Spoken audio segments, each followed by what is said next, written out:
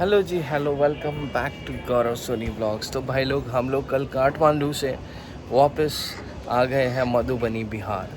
और सिर्फ 2 दिन का हमारा ट्रैवल रहा नेपाल में, क्योंकि हमारा कुछ अर्जेंट काम था। अर्जेंट काम ये था कि बिहार हम लोग आए थे, बिहार में थी एक शादी जो हमें अटेंड करनी थी।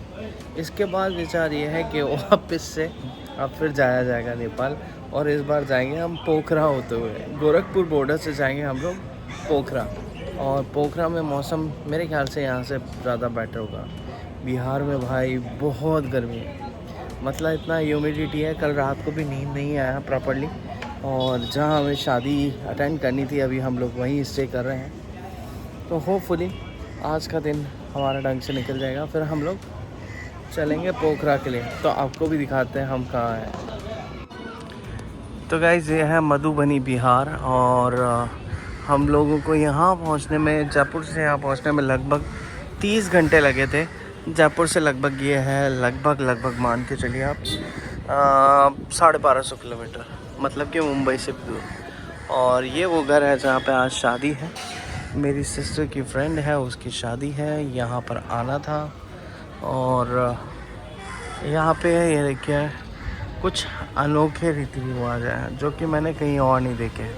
वो देखे हैं सिर्फ मैंने बिहार में, जैसे कि ऊपर ही मंडप सजाया गया है जहाँ पे फेरे होंगे।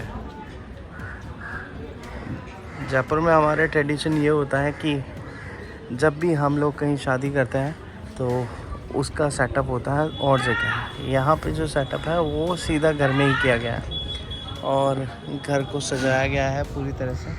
अभी तैयारियां चल रही है क्योंकि कल की शादी है, और यहाँ पूरी गली सजाई गई है, लाइट का डेकोरेशन किया गया है। वो एंट्रेंस गेट है गली का, वहाँ तक सजाया गया है। एंड यू वोंट बिलीव कि हम लोग कल जब काठमांडू से आए, बिहार में एंट्री किया हम लोगों ने, लगभग हर तीसरे घर में हमें शादी देखने को मिली। और जैसा कि आप सभी लोगों को पता है कि यहाँ पे एक और कुप्रथा है। वो कुप्रथा क्या है कि यहाँ पे लड़कियों को बेचा जाता है, और जिन लोगों की शादी नहीं हो रही होती है बिहार के अलावा दूसरे रीजन में, जैसे राजस्थान में रेशो कम है, लड़कों के अनुपात में लड़कियाँ कम हैं, तो वो लोग खरीद के लाते हैं और वहाँ पे शादियाँ करते हैं। तो it's a part of life. कुछ अच्छी चीज़ों के साथ में कुछ बुरी चीज़ें भी जुड़ी होती हैं। तो आज और कल का हमारा यहाँ फंक्शन है। कल हम लोग निकल जाएंगे वापस से पोखरा के लिए, और पोखरा होते हुए वापस चलेंगे हम लोग इंडिया। तो चलो आगे मिलते हैं। गाइस, हम लोग हैं रूरल बिहार में, और आप देख रहे होंगे यहाँ घुसते ही जो आपको वाई मिलेगी, पूरी ऐसा लग रहा है कि हम 50 साल पुराने हिंदुस्तान में चले गए। और हरियाली तो खैर खूब है, बट लोगों का जनजीवन देख कर के ये लग रहा है कि हम 50 साल पुराने हिंदुस्तान में घूम रहे हैं। चूल्हे के लिए लकड़ी ले जाते हुए लोग, और हम लोग जा रहे हैं अभी सीतामढ़ी। मधुबनी से लगभग 75 किलोमीटर दूर ये रास्ता, और सिंगल रोड है। और यहाँ पे लोगों के कान नहीं है, वो नहीं सुनते, सुनाई नहीं देता है। भैया क्या करें, भैया कहाँ आ गए हैं हम। तो देख लीजिए भैया, ये है सीतामढ़ी। सीतामढ़ी के एरिया में हम लोग घूम रहे हैं, और हमें बोला गया था कि सीतामढ़ी में बहुत विश्व प्रसिद्ध मंदिर है, उसी को देखने हम जा रहे हैं। बट हाल फिलहाल तो ऐसा कुछ नहीं दिख रहा भैया। यह है पुनौरा धाम, सीतामढ़ी बिहार में, और लगभग 75 किलोमीटर दूर हम लोग मधुबनी से आए हैं यहाँ पे।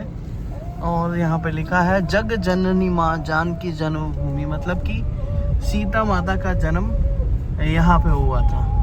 तो अब इतनी दूर आए हैं तो चलो दर्शन करते हैं। और सामने से पता नहीं क्या आ रहा है, हमें भी नहीं मालूम।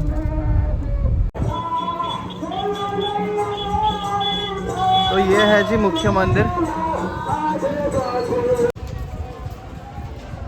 तो ये है पुनौरा धाम, और जैसा कि पौराणिक मान्यता के अनुसार कहा गया है, मिथिला के राजा जनक जो थे उनको यहाँ पे सलाह दी गई जब यहाँ मिथिला में अकाल पड़ा कि वो अपने खेत में हल चलवाएं।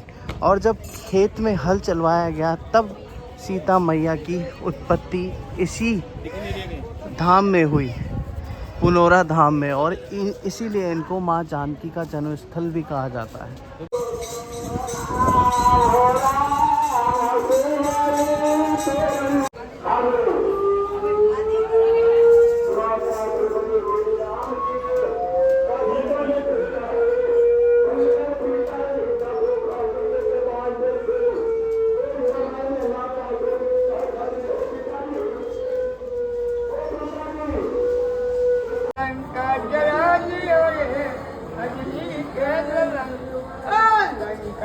डंका बजा दियो रे असली खेल लंका।